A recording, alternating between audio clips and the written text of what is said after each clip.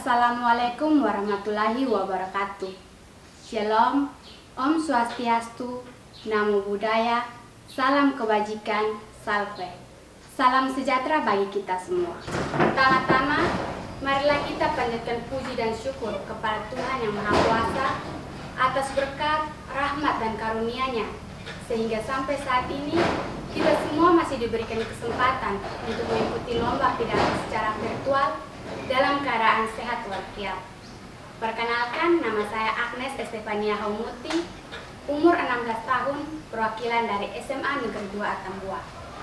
Saya akan membawakan pidato dengan judul Pentingnya Moderasi Beragama dalam Kehidupan Berbangsa dan Bernegara di Indonesia. Terima kasih kepada Forum Kerukunan Umat Beragama Kabupaten Belu dan Kantor Kementerian Agama Kabupaten Belu yang telah menyelenggarakan lomba pidato secara virtual ini. Yang terhormat para Dewan Juri Lomba Pidato, yang saya hormati para penonton, dan yang saya banggakan para peserta lomba pidato. Indonesia adalah negara dengan berbagai macam keberagaman, di mana Indonesia terdiri dari berbagai jenis suku, bangsa, adat istiadat, bahasa serta agama. Indonesia mempunyai 6 ajaran agama berbeda yang tersebar dari Sabang sampai Merauke. Tentu saja, ajaran agama-agama tersebut mempunyai pemahaman dan cara pandang yang berbeda. Tiap agama mempunyai pemahaman kebenaran keagamaan yang beraneka ragam, di mana pemahaman tersebut bisa menjadi salah satu unsur terjadinya konflik atau masalah antar agama yang menimbulkan perpecahan yang tidak sesuai dengan norma di negeri kita ini, sehingga tidak terciptanya kerukunan dan kedamaian dalam hidup bersama sebagai bangsa yang berbhinneka tunggal ika. Lantas, bagaimana cara kita menghadapinya?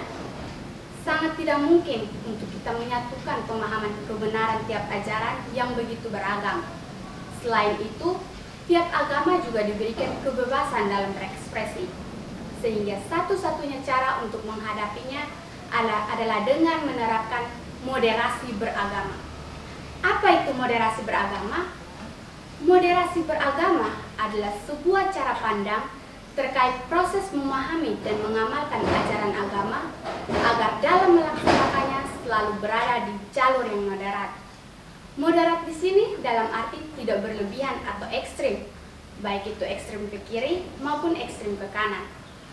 Moderasi beragama bukanlah mengurangi nilai-nilai keagamaan, akan tetapi memperkaya pemahaman masyarakat. Maksudnya, tiap agama tidak perlu dimoderasikan lagi, karena agama sudah mempunyai unsur keseimbangan dan keadilan.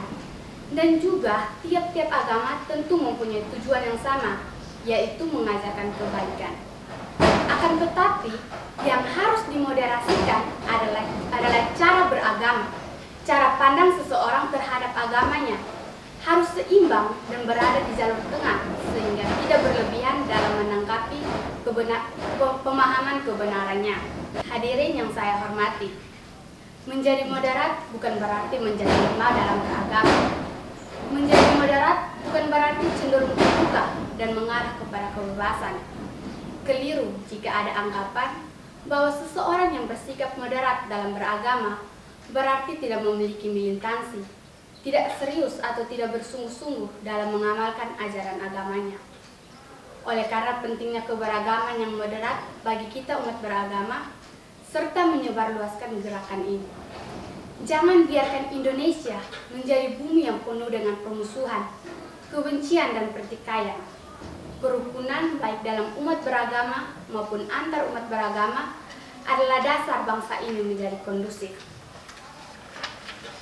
Ada beberapa langkah strategis yang perlu dilakukan untuk menciptakan keberagaman yang inklusif.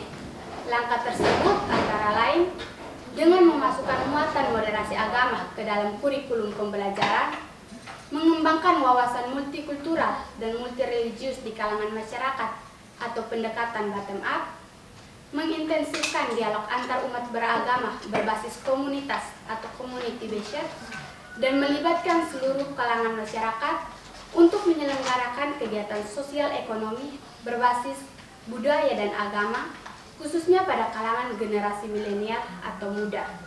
Hadirin yang saya hormati, agama menjadi pedoman hidup dan solusi jalan tengah atau the middle path yang adil dalam menghadapi masalah hidup dan kemasyarakatan. Agama menjadi cara pandang dan pedoman yang seimbang antara urusan hidup dan akhirat, akal dan hati, rasio dan norma, idealisme dan fakta, individu dan masyarakat. Hal sesuai dengan tujuan agama diturunkan ke dunia agar menjadi tuntunan hidup. Agama diturunkan ke bumi untuk menjawab berbagai persoalan dunia, baik dalam skala mikro maupun makro, keluarga maupun negara.